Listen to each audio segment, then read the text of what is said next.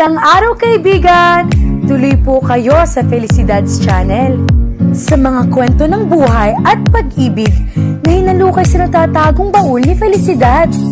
Pero bago po tayo magpatuloy, huwag niyo pong kalilimutan na i-like ang video, i-subscribe ang channel, at i-click ang notification bell para lagi kayong updated sa mga parating pa na upload.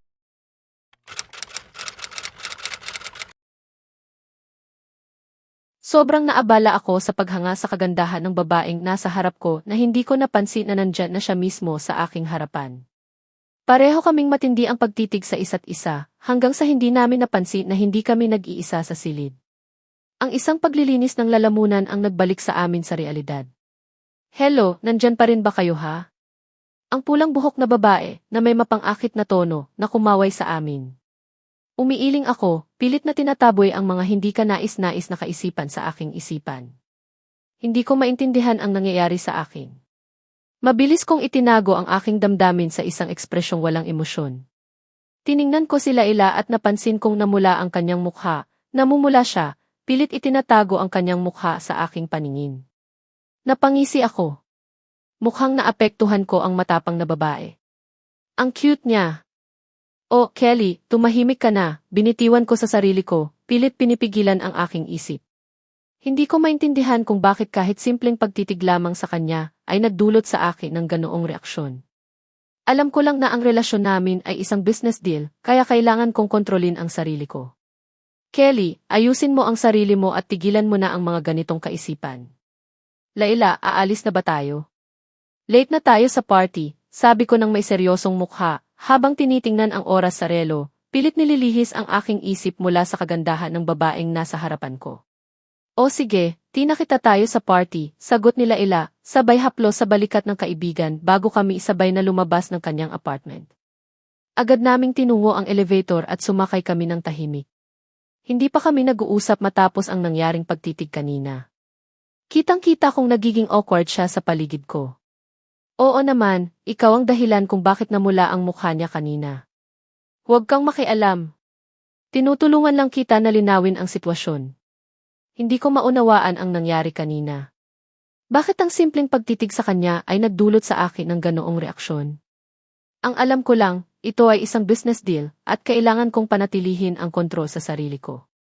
Kelly, ayusin mo ang isip mo at tigilan mo na ang pag-iisip kung ano ang nararamdaman mo sa kanya. Habang pababa ako sa mga maliit na hagdan na patungo sa aking sala, tila humaba ang bawat hakbang nang maramdaman kong nakatitig sa akin si Kelly. Hindi ko alam kung ano ang nasa isip niya. Nagpa siya akong mabilis na silipin siya, at agad kong pinagsisihan ang ginawa ko. Hindi na namin mapigilan ang pagtitig sa isa't isa. Para kaming nasa sarili naming mundo, tila wala ng ibang tao maliban sa amin. Hanggang sa rudong pumasok si Tina at nagpahinto sa amin, at kung maaari lang, rudong-rudong May galit ka ba sa akin dahil sa pag-abala? Tanong niya na may kasamang pang-akit. Hindi naman, sagot ko, ngunit alam kong hindi ko rin ito lubos na pinaniniwalaan. Namula ako. Hindi ko akalaing mamumula ako sa harap ni Kelly. Tila lalo ko lang napapalaki ang kanyang tiwala sa sarili. Sinubukan kong itakip ang mukha ko, ngunit sa kasamaang palad, nakangiti na siya sa akin. Ayos, ang galing mo, Laila. Nagkaroon kami ng awkward na katahimikan habang pumapasok kami sa elevator, dala ang mahiwagang tensyon sa paligid. Hindi ko maalis ang pakiramdam na iyon. Tiningnan ko si Kelly at nakita siyang malalim sa iniisip, may bahagyang kunot sa noo. Hindi ko pa siya nakitang tumatawa o ngumingiti ng bukas, lagi ko lang siyang nakikita na may bahagyang ngiti o smirk. Minsan iniisip ko, parang robot siya. Haha, robot, para bang baliw ka minsan, bulong ko sa sarili ko. Ang tanga mo, nakalimutan mo bang ako ang ikaw at ikaw ang ako, kaya ibig sabihin baliw ka rin, sagot ko sa sarili ko. Hindi ako, kontrahin ko. Oo, ikaw. Hindi. Oo, ikaw. Talaga bang nakikipagtalo ako sa sarili ko ngayon? Huwag, Sherlock Holmes. Nakikipagtalo ka sa iyong lola, sagot ng isa pang boses sa isip ko. Huminga ka, Laila, huminga ka. Baka mabaliw ka kung hindi. Hindi ko na gaanong iniintindi ang party, maliban sa kung gaano ito kahirap. Isa itong event para sa akin, maraming paparazzi ang nakatutok, at si Kelly pa ang mag-aanunsyo ng aming peke na relasyon sa harap ng kamera. Ngayon na iniisip ko ito, mas lalo akong kinakabahan. Parang mauntog ang aking dibdib. Layla, magising ka at lumakad ka na. May pupuntahan ako at sinasayang mo ang oras ko, sigaw ni Kelly, bawat salita ay may kirot. Bago siya lumabas ng elevator, iniwang ako na walang masabi. Nagulat ako sa kanyang paglabas. Hindi ko maintindihan kung ano ang nakapagpainit ng kanyang ulo. Ang bastos, hindi man lang siya nagbigay ng kahit kaunting papuri. Bago magsara ang pinto ng elevator, dali-dali akong lumabas. Lumabas ako sa apartment complex at nakita si Kelly na nakasandal sa isang napakagandang limousine. Wow, isang silver-colored limousine. Lumapit ako sa limousine at napansin ko ang isang magandang van sa likod, may 2 lalaki sa loob. Mukhang bodyguards ni Kelly. Binuksan ni Kelly ang pinto ng limousine para sa akin. Alam kong peke lang ang pagiging gentleman niya, ngunit hindi ko ito pinansin. Maraming matang nakatingin sa amin ngayon, alam ko kung bakit. Siguro iniisip nila kung ano ang ginagawa ng isang bilyonaryo sa aming lugar. Hindi ko na matiis ang titig, kaya mabilis akong umupo sa loob ng limousine. Umikot si Kelly at umupo sa kabilang panig. Nagsimula na ang biyahe. Wow, mas maganda pala sa loob kaysa labas, bulong ko sa sarili. May flat screen na telebisyon, mini ref, at napakakomportableng sofa. Ngunit hindi ko sasabihin sa kanya iyon. Tahimik ang biyahe. Ayokong makipag-usap sa kanya, ang aroganting lalaki. Tumitig ako sa bintana habang unti-unti kaming bumabagtas sa mas mayamang bahagi ng lungsod. Huminto ang kotse. Tiningnan ko ang gilid ng bintana ni Kelly at nakita ang isang napakalaking gusali. Nakikita ko pa ang kumikislap na kamera na tila tumatama sa aking mga mata kahit hindi pa ako bumababa sa kotse. Nagsisimula na akong manginig. Pakiramdam ko, mauntog ang aking dibdib sa kaba. Nang maramdaman kong may mainit na kamay na humawak sa akin, habang naglalaro sa aking mga kamay sa kandungan, tiningnan ko si Kelly. Nakangiti siya sa akin ng tunay, at talagang nagulat ako dahil ito ang unang pagkakataon na nakita ko siyang totoong ngumiti. Kelly, Layla, relax. Huminga ka lang, nandito ako sa tabi mo. Huminga ako ng malalim at unti-unting nagpakalma. Pagkatapos, inalok ko rin siya ng ngiti at lalo pang lumiwanag ang kanyang ngiti. Akaya mo palang umiti, biro ko na may kasamang ngiti. Kaagad niyang itinakip ang emosyon sa aking biro at bumalik ang kanyang seryosong mukha. Napapangatwiran ako, seriously, bipolar siya. Ibig ba nitong kasalanan na makita siyang umiti? Nagtanong ako sa sarili ko. Kelly, Layla, huwag kang mag-alala sa kanila. Subukan mo lang na huwag mawalan ng ulirat o kahiya-hiya ako. Mumiti ka lang sa kamera at magiging maayos ang lahat, sabi niya na may walang ekspresyon na mukha. Napapatingin ako sa kanya at napabuntong hininga. Okay lang ako. Hindi ko kailangan ang mga walang kwentang payo mo, sagot ko na may pilit ng ngiti. Kelly, hindi ka ba pala masyadong natatakot kanina? At hindi ka pa nga bumababa sa kotse, tugon niya na may bahagyang ngiti sa labi. Napahagigik ako.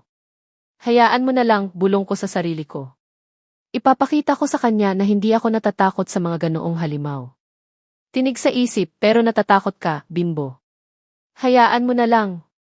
Walang nagtatanong sa opinyon mo. Hindi ka ba dapat nasa panig ko, sagot ko sa sarili ko.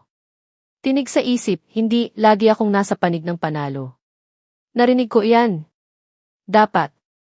Kelly, Layla, maaari ka nang bumaba. Hindi sa limo ginaganap ang party, sabi niya, iniabot ang kamay sa akin. Naalis niya ako sa aking malikot na isip. Tiningnan ko siya at nakita siyang nasa labas na, may bukas na pinto ng limousine, kasama ang 2 lalaki mula sa van. Pinipilit nilang panatilihing malayo ang mga paparazzi para mabigyan kami ng espasyo. Hinawakan ko ang kanyang kamay habang tinutulungan niya akong bumaba. Hawak-hawak ko ang kanyang kamay habang pilit kong pinapakita ang aking pilit na ngiti sa harap ng mga kumikislap na kamera mula sa iba't ibang direksyon. Pinipilit ng mga bodyguard na lumikha ng puwang sa gitna ng mga tao para makadaan kami. Pagdating namin sa entrada ng party, patuloy ang mga paparazzi sa pagtatanong. Sino ang magandang babaeng ito na kasama mo, Ginoong Abuitis? Kailan mo ganap na pamamahalaan ang kumpanya? Ano ang layunin ng pagtitipong ito? Mumiti ako at mas mahigpit na hinawakan ang kamay ni Kelly, pinapakita sa kanya na hindi ako natatakot sa mga vultures sa paligid.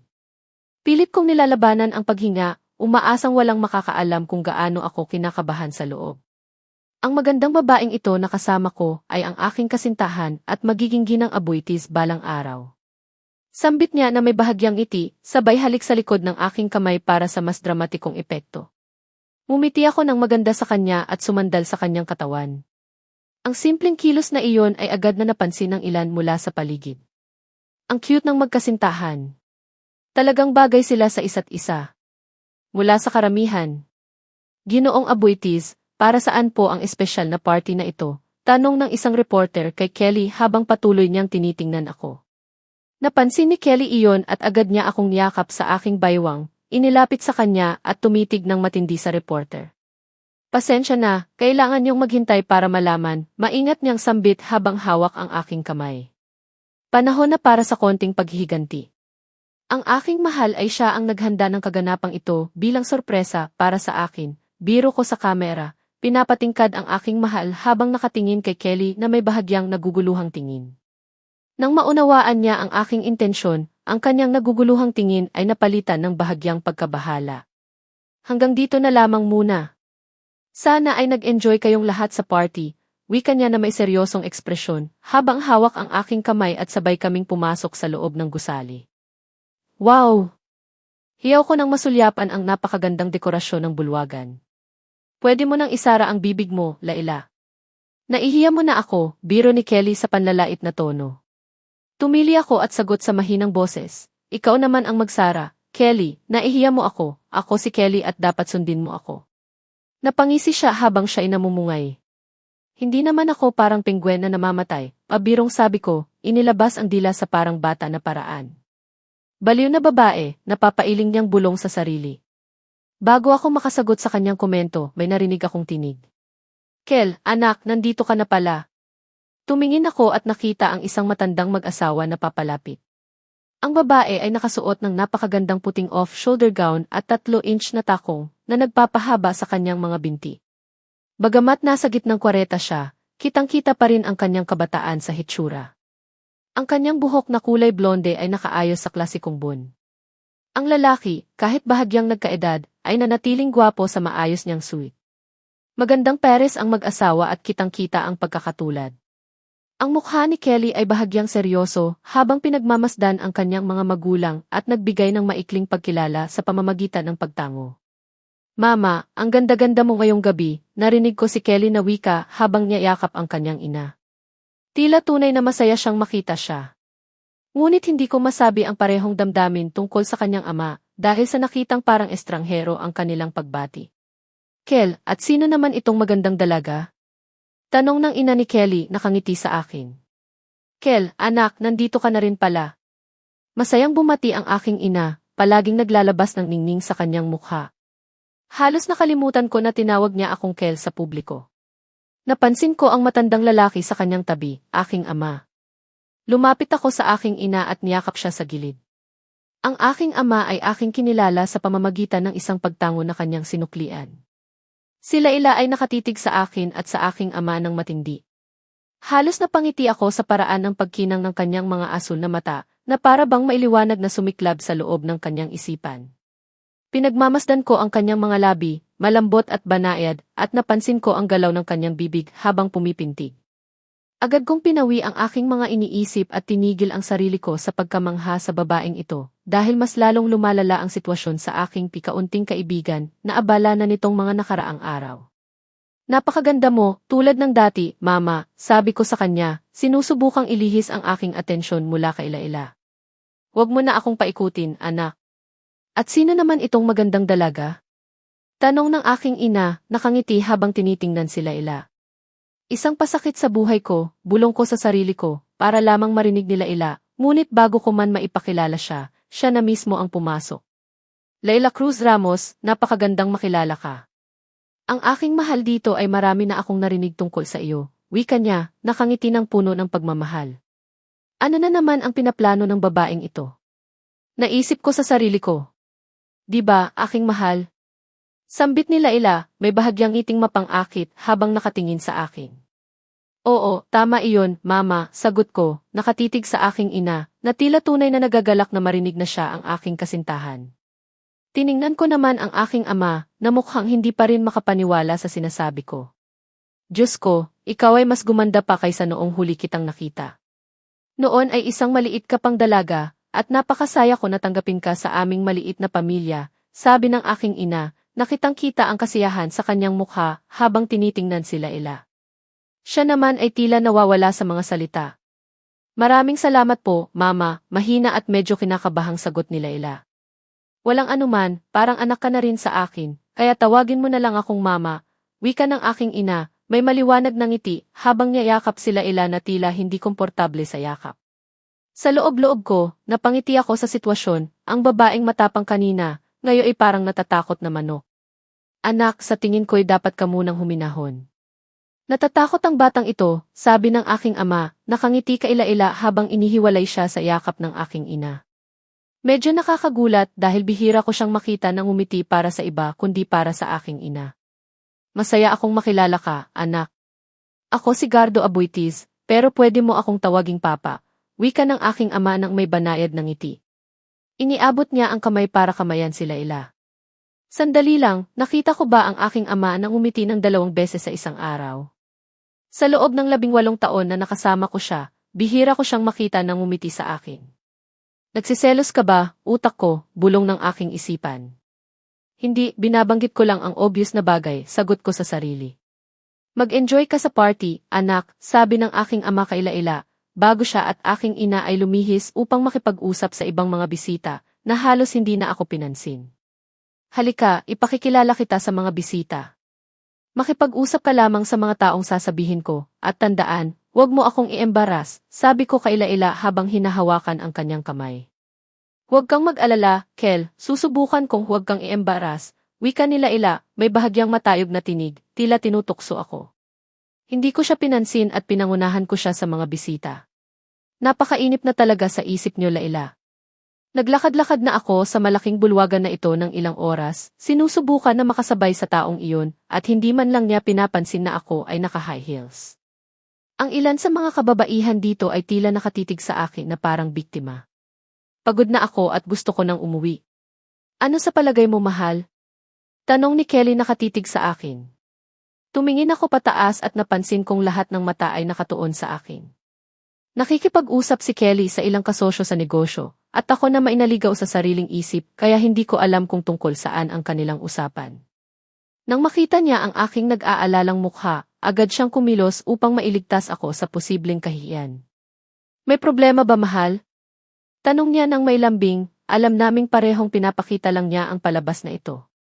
Kung maaari po, gusto ko sanang pumunta sa banyo, sagot ko, at dahan-dahang lumapit upang humaplos at humalik sa kanyang pisngi. Nagulat siya sandali, ngunit mabilis naman itong tinakpan ang pagkagulat at ipinakita sa akin ang direksyon ng banyo. Nakita ko si Tina kanina at balak ko na siyang hanapin. Nagulat si Kelly sa halik. Hindi ko akalain na magagawa niya iyon. Hindi ko pa rin maiwaksi sa isip ko kung gaano kalambot ang kanyang mga labi sa aking pisngi, at bigla kong naisip ang ibang lugar na pwede niyang halikan. Agad kong tinakpan ang aking pagkagulat sa pamamagitan ng pagpapakita sa kanya ng direksyon ng banyo. Pinagmamasdan ko siya habang mabilis siyang naglakad patungo sa banyo. Halata kong hindi siya komportable dahil bihira siyang magsalita at kadalasan ako ang nagdadala ng usapan. Humingi ako ng dispensa at nagtungo sa bar upang kumuha ng inumin para sa sarili ko. Umupo ako at iniutos sa bartender na ihain sa akin ang kanyang pinakamagandang alak. Hetong inyong inumin, sir, wika ng bartender habang inilalagay sa harap ko ang baso at bote ng alak bago siya nagpatuloy sa paglingkod sa ibang bisita. Hoy, Romeo! Bakit nakaupo ka dito ng mag-isa? Nasaan ang iyong Juliet? Narinig kong wika mula sa likod. Hindi ko man lingunin, alam ko na agad kung sino ang nagsalita. Sa susunod na kabanata, asahan ang mas tumitinding tensyon sa pagitan ni Kelly at Laila habang nahaharap sila sa di maiiwasang pag-usbong ng tunay na damdamin. May bagong karakter rin na darating na makakapagpayanig sa dinamika nila na maaaring magbago ng takbo ng kanilang peking relasyon. Kaya abangan natin,